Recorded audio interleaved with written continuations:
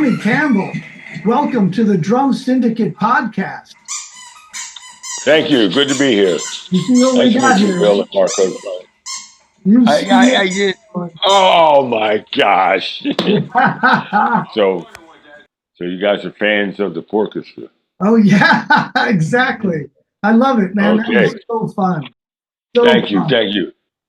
Yeah, seeing you on the Tonight Show with Jimmy Fallon, man, that was beautiful. Yeah.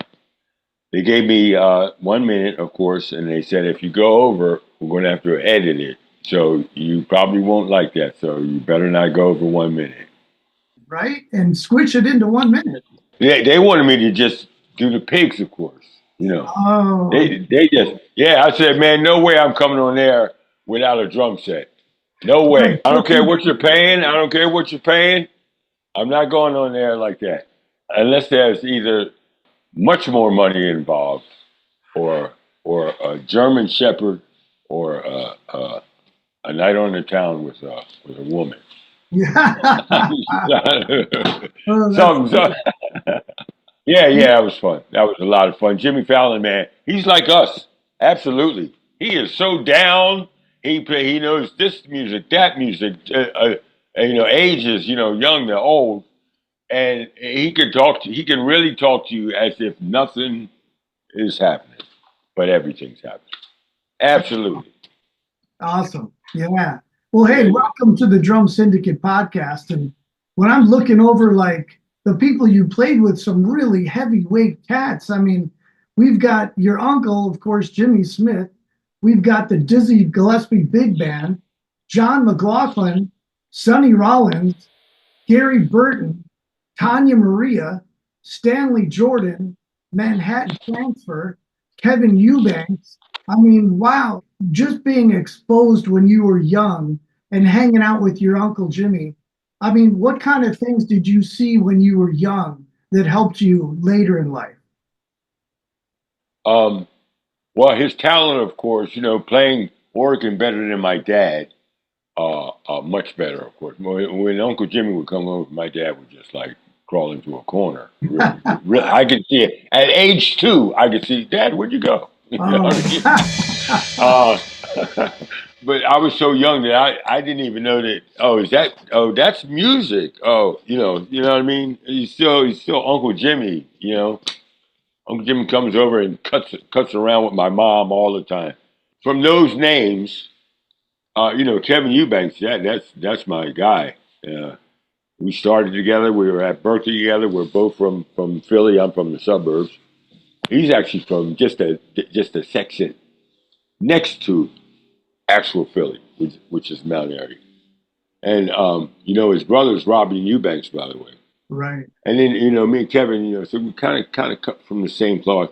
And for our first band, the club owner just saw that we were music students and we were playing. We liked to play together in the ensemble rooms, and we just went to the club owner. I guess I don't know how that happened. I don't know how that happened, but the club owner, he was like, "Okay, let's get it going. What's the name of the band?" Ooh, we don't know. He named the band, and away we went. So my point to this is that Kevin got me into the Mahavishnu Orchestra, and so bang, and that was it. That was it for me more than any of the other things that was going around, like Stuff, for example. With Steve Gadd, you can't, that can't be denied. So the Mahavishnu Orchestra and related groups kind of got me, along with Berklee, got me really going. Berklee and arranging piano theory, harmony. So, and I really just had the basics of those departments. But man, as you know, the basics takes you a long way, boy. Yeah. I pity the people who don't have the basics and just have some great talent, right? Yeah, exactly. And the fact that you met Kevin and then Kevin got you into Mahavishnu, and then you end up playing with John McLaughlin. I mean, that was like, Who knew? yeah, Who knew, man? I'm telling you, who knew? And I was frightened to death, man, when he called, like, and because I was trying to get my jazz together with Dizzy Gillespie. So right. I'm in Dizzy's band, and even though Dizzy hired me because I could play funk, that's why he hired me. But and he assumed that I knew all his songs at least, Monteka, Kush. No, I no, not like that. As a matter of fact, I didn't even know how to play. I was so puzzled and befuddled when I joined Dizzy's band that some songs I had a feel for right away. The 12-bar blues and some Latin things and harmonic things. But Monteka, you know that song by chance? Yeah. Monteka. Yep.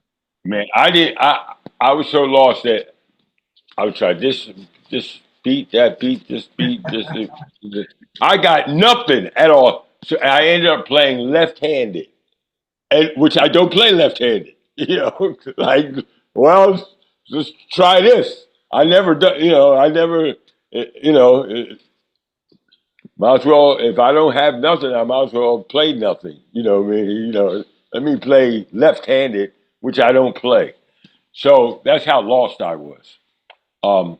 In the beginning, and Dizzy showed me so many things, man. Oh my God! And he loved to be in the band, like as a band member.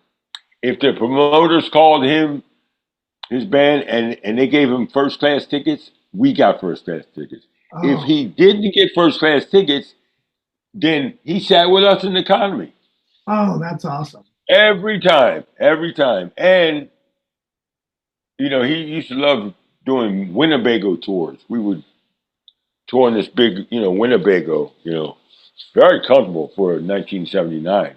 Nice up, modern, for 79. And man, we would talk. I have cassette recordings of him just teaching me rhythms and songs and people, in jazz. And um, so that was like a turning point. You had Roy Haynes come in the audience and Max Roach in the audience, and Philly Joe, all the cats that came to see Sonny, not his, maybe his new drummer, but definitely to see Sonny.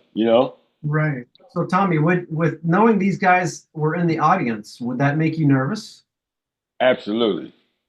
Absolutely. I felt I gave it my all as far as not to be nervous.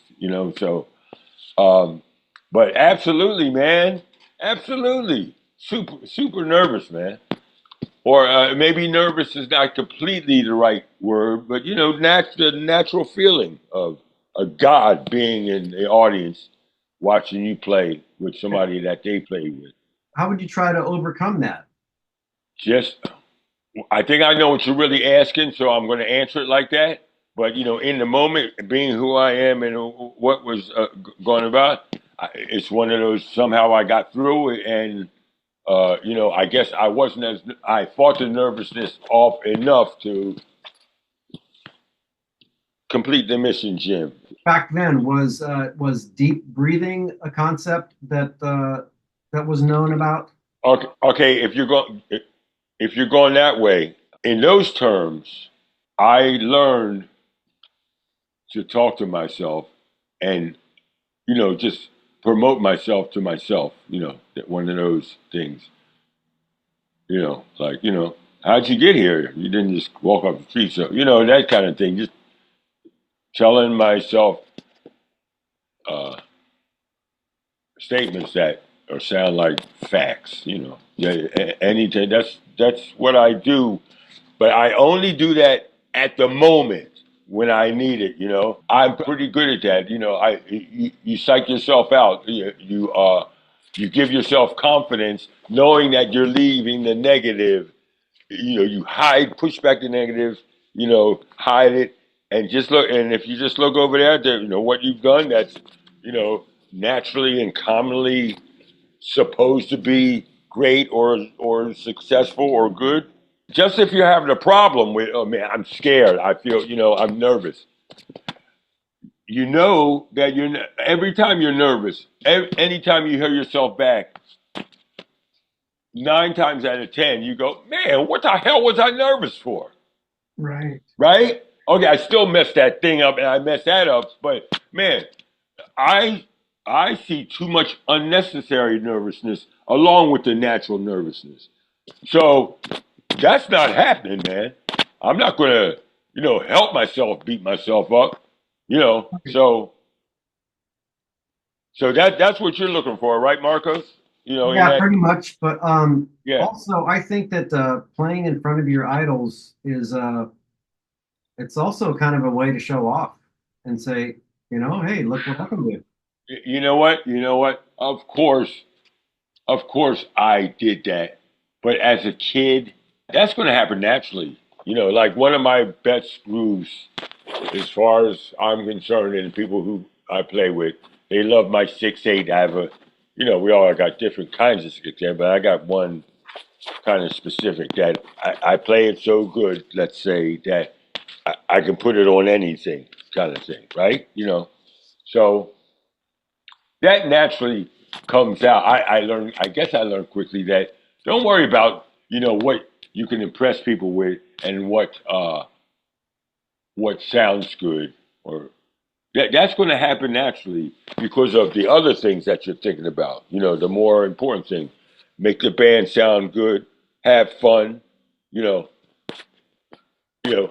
be a quality musician person, you know, that kind of. If you do that, then that automatically, a lot of other things are answered.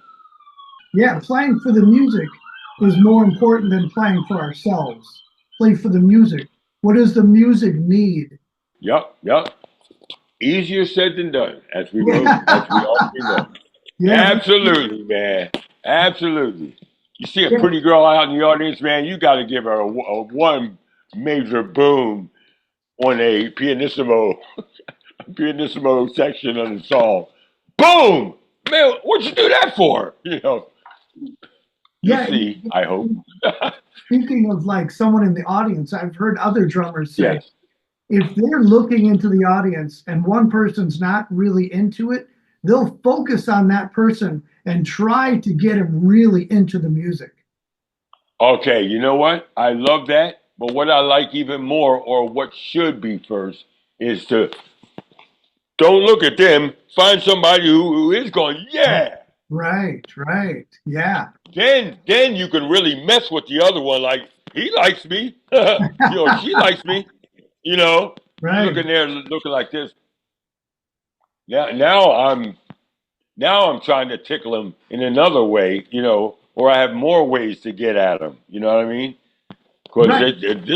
this other guy's going to jump out his seat and get stuck on the ceiling.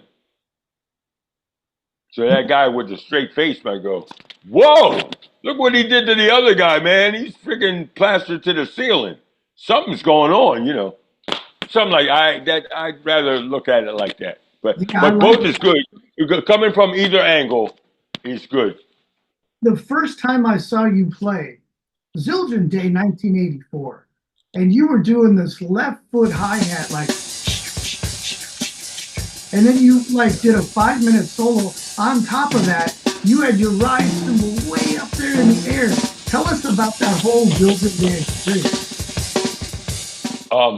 Amazing. First of all, I got picked as the new young puppy, and Armin Zildjian and Lenny DeMuzio. Yeah. And man, of course they were Buddy Rich junkies, which aren't we all? But they supply them with symbols and lunch and dinner in hotels and whatever, and design and marketing and blah blah blah. So so what an experience. A young John DeChristopher was there, and a young Colin Schofield was part of the Zildjian organizers and from the office that and every as I was playing, everywhere I looked, like you talking about trying to get, not trying to be nervous. You know what I mean? Um, Everywhere that I looked as I'm playing what I'm hoping to get across. Everywhere I turned was a major drummer, man. Omar Hakim, Steve Smith, and it kind of made me think, while I'm playing a Tony Williams lick, this is my point, you know what I mean? And Alice Aquino went on first, and he not only played everything, but he brought everybody. He brought his probably 8 family members who all played percussion, sang, dancers. I still know one of the dancers to this day. So that was like, not only was Alex Acuna playing just crazy hand percussion in one hand, congas and drum set in the other, you've seen him do that. Oh, amazing. But then he had his freaking whole family with him to code it, dress code, dress it up, Right. you know. Was Vinny Colaiuta at that Zildjian day also? Yep. Oh, That's man. what I'm talking about. That's what I was talking about earlier. His first Zildjian day, I was right there with him backstage in his dressing room. He was so nervous, I could have blew on him, and he would have fell over. He couldn't eat. All he could do was smoke cigarettes and just go, And his third, maybe not even his third, but by the time I got there, he'd done a couple more, and he was so calm, man. Okay, what time we play, man? Let's go. What's the hold up? It's just like totally different. Yeah. Totally different. Hey, so at that Zildjian Day video that I was watching, you had clear heads on the toms.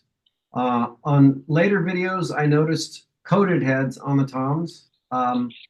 What do you hear a difference? What kind of a difference do you hear with coated versus clear?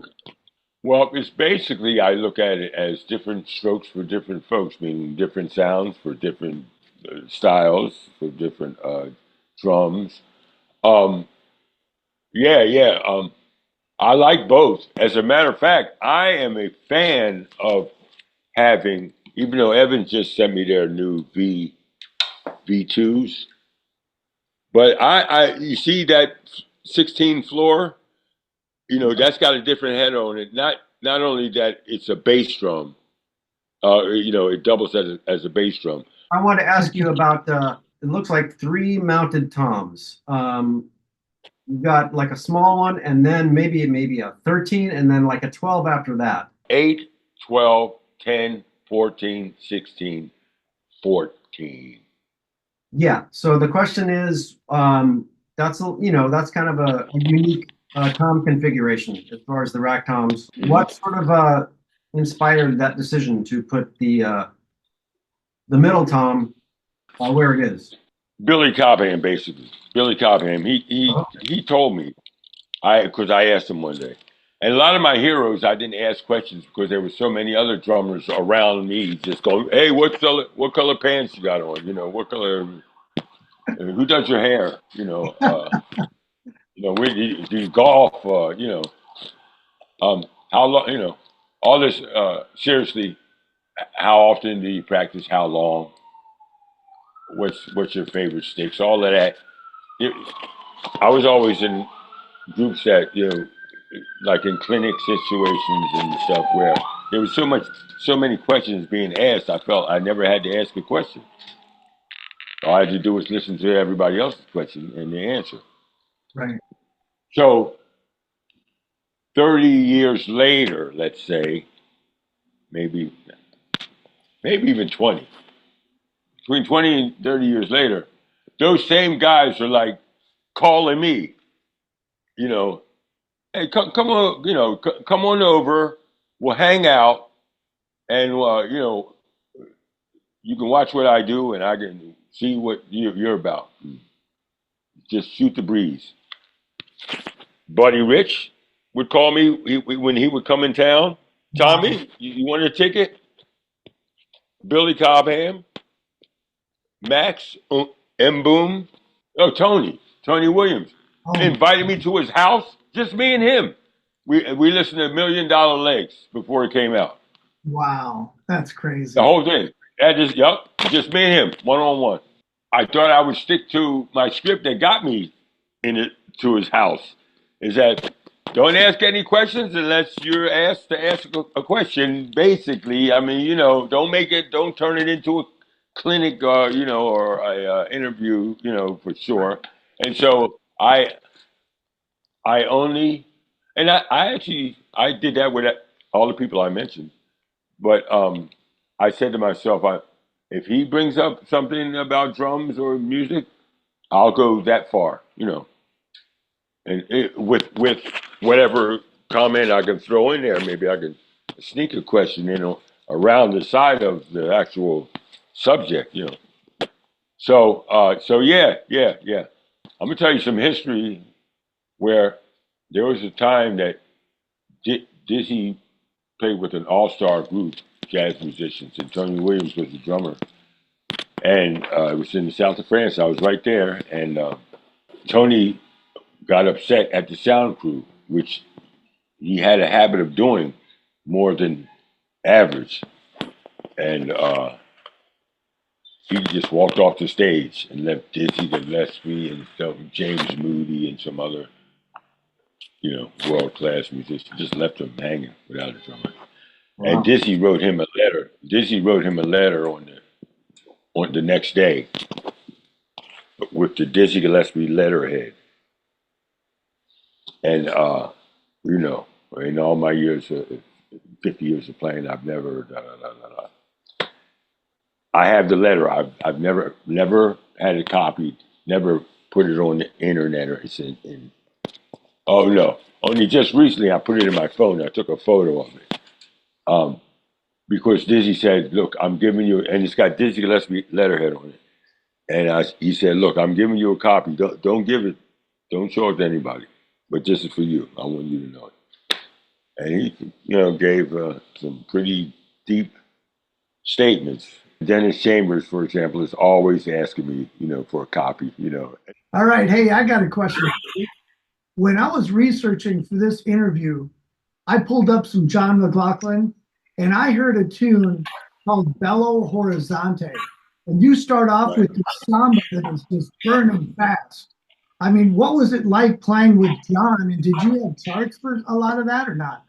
There was a couple like bass charts I was reading. No drum charts. It's a bass chart or piano lead sheet or something. But I don't remember it. And I've recorded 2 CDs with him. I don't remember it being a lot of music. That's for sure. It was so much playing that I forgot how much music it was on the paper.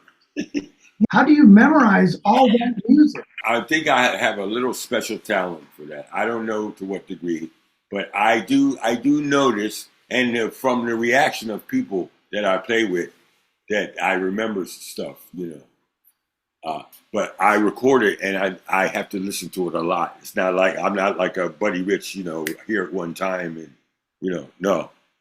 But I do get into listening to the same thing, and actually, it's as much as a help. It can also be a negative because you're missing a lot of other things that's gone by while you're memorizing just this one piece over and over. And so I kind of missed a couple of things because of that. But in result, though, man, I can play a song that I played 20 years ago, from memory, if not 30. I mean, you guys can too, of course, but some more than others. I think I will remember more songs. That's my point. I only think because I don't compare or anything, but yeah, I guess I see. I'm stuttering because I don't want to say I'm good at it. I think so. So that's the first thing. I record. I'm used to recording all the rehearsals. Other cats are used to writing down stuff. They got the lead sheet, bang. I'm bad at that, actually. Reading. I read. Yeah, I can read, and I've written, and I can write music. Of course, not too complicated, but I'm a drummer. for crying out loud. So yeah, so memorizing that stuff. Here's the thing: when I recorded Bel Horizonte, we were in the studio in Paris. John moved me into his flat, by the way, in Paris. I lived there like 2.5 years. We toured for about 3 years, and the beginning of John was the end of Dizzy Gillespie, because the week that I recorded with John McLaughlin that song Bel Horizonte, I was playing in Paris that same week with Dizzy Gillespie, playing all the bebop stuff and brushes and Tintindeo and Kush and Cornama, doing the jazz thing in front of the jazz audience, And then the next day I had to go to the studio, and John McLaughlin goes, "Okay, Tommy, right on this part, I want you to go."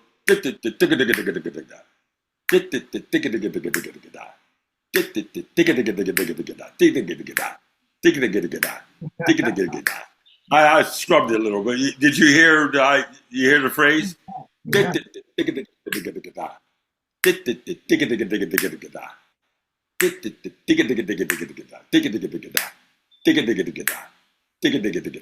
Right?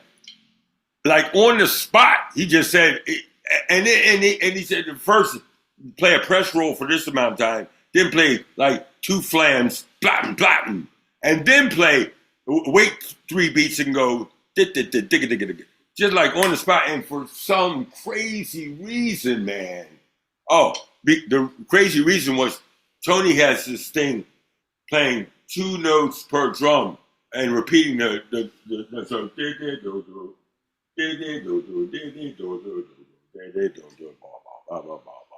right? And I made that an exercise, and luckily that's what that phrase that John gave me consisted of a lot. And so I was able to, snip this and cut that, and I already had to thank goodness, because man, that rhythm, I didn't really hear that it was in 4/4. In the fusion, a lot of times you're so busy subdividing, and go, okay, it's 3 bars of 6, and it's a bar of 1 and a bar of 5/16, right? And then years later, or study, understanding later, that, oh man, that's in 4/4, or it's in 5/4. But man, in the beginning, it's in 12, 2, 9, 7, 3, 5. Okay, that's one. That's 1 bar. But you're not looking at bars. You're like, each separate. So that's the amazing thing, that a lot of songs that I played and learned pieces and pieced it together and had all the rest in the right place, and it's the same size. Later, I'm finding out, man, that was just in 3/4 or 4/4, and they're slow. You know what I mean? Right. So the groupings are everything, because the groupings are what make up the phrases that you're playing. You have to know those. you have to know, but that's good, that the way you said that. You have to know that in order to get to, hey, babe, we just strolling. We just, you know what I mean? Right. It's not a science project, unless you want it to sound like a science project, but usually you don't. I wanted to know if you sustained any injuries just from drumming, like repetitive motion. Some people get carpal tunnel, that sort of thing. Okay. Well, that would be the knees for me. Mm. That's one reason why I didn't go into double bass, because man, I was already dealing with one knee. It was like killing me. And many times if I got in a car, if it's over an hour, they have to let me out, and we take a stretch. And when you're young, man, you're just like, let's go, man, come on, let's go. So I'd have to find a way to stand up in the car to straighten my legs so they wouldn't get How stiff. tall are you? 6'5". What? Wow. Oh God, you must have been the center then on your high school team. No, I was 6'5", but 55 pounds. Come on. That's good. Idiot. The York Orchestra thing was so entertaining when you were on the Tonight Show with Jimmy Fallon. Were you surprised overall how that was received? Actually, no. I was happy to not be surprised, and I was surprised to not be surprised, if you like. Right? Yeah, but no, not there. When I'm surprised, and what really I used that thing. I want to say much more artistically than that Fallon show. Okay. I mean, man, as soon as I started the beat, the audience was in on the second bar. Yeah. Yeah. Like they were musicians. Close up of the crocodile in that hi-hat. Oh man, that got him right there. Well, that was the first. That's how it all started. I bought that little crocodile for my son when he was like 2 years old, and when I was taking it to the cashier, it fell out of my hand and fell on the floor, and I stepped on it by mistake. And the sound, I had a Brazilian gig that night, and it's reminded me of a cuica. Right. You know. Absolutely. So I said, maybe I'll put it on the table or the head. And then when I got to my drums that night, the drums were already set up. I just looked at my hi-hat, and my hi-hat was like, oh, that's good. And that's how that started. The next night, the customers loved it so much that the very next night, a customer brought a pig. And that was just as good, and that's how it started. Man, I've got all kinds of animals from people, man, that, suggesting things. Some animals it's good, they're good. And some, they don't even realize, they're just looking, and the next time they see me, they give me an animal that doesn't even make any noise. Like a stuffed rabbit or something. Here, Tommy, here's something to go with your porpoise, And it's a stuffed. Some people call it the barnyard. It's a stuffed rabbit that has no sound whatsoever, and that's not really what I'm trying to do, So you could throw that one in the bass drum. That's about the only good it's going to do, right? Man, I had to just throw away 40 toys. Basically all dog toys. They got old and run out. Some of them blow a tire or a gasket. Bands like the Mingus Big Band that I played with, Dizzy Gillespie All Stars. Those gigs, they let me play melodies and choruses. Okay, take 2 choruses, call and response, and experiment, and the audience they won't clap because they know that I'm creating. It's jazz. But this audience of the Jimmy Fallon show, it was just a different audience, which I was very, inspired and happy. But man, they jumped in like those kind of audiences do, and that just locked me out. Hey, get out of here, man! They jumped in, and I had to go with them. I only had 42 seconds left. Okay. So I was handcuffed, and I had to just try to make it work with them. It worked. It was awesome. Thank you. Tommy, who do you listen to that would surprise people? The Singers Unlimited, one of my favorite groups. I'm heavy into music. My favorite music, if I was like stuck on an island, you could have soul, rock, funk, punk, space rock, bebop, hip hop, rap, blah, blah, blah, classical. It would be music. That's like elevator music, yeah. Exactly. But the good ones though, the good ones. Afternoon Delight. You know that song? Oh yeah. Yeah, groups like that from that span. Absolutely love that music. My mom got me into that at an early age. Country too. Since you played with some great big bands, I mean Dizzy Gillespie, Mingus Big Band, you must have read a lot of charts. How do you have that chart set up to where you're not getting a stiff neck, looking at a very unergonomic way, and yet you can still see your drums. How do you deal with these 5-page charts?